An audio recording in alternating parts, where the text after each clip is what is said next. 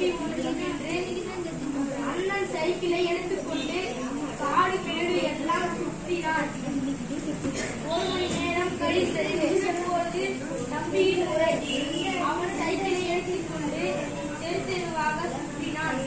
1 மணி நேரத்துக்கு பிறகு சைக்கிளை அண்ணனிடம் கொடுத்தான்.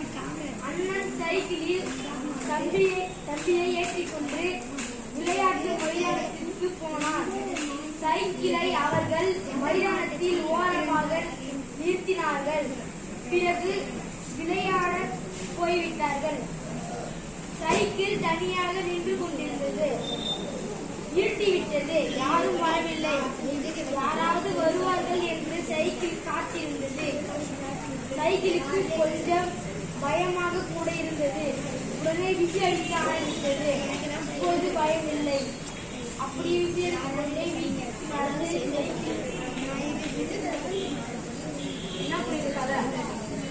Okay, dear children, our friends are coming to ask some double letter words. Okay, start. D-I-dash-dash-E-R. அதாவது நடுவுல டபுள் லெட்டர் வரணும். Okay, you tell the answer. Answer D-I-N-N-E-R. Okay. Next. B-U-dash-dash-O-N.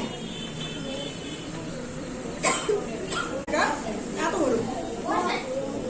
Answer B-U-T-T-O-N.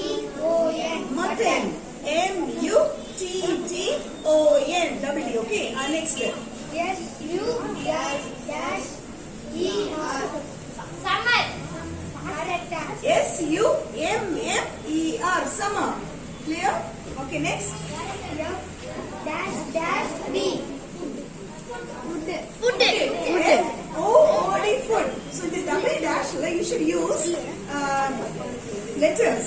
Same letters. Okay, next. R-U-dash-dash-E-R. Runner. No.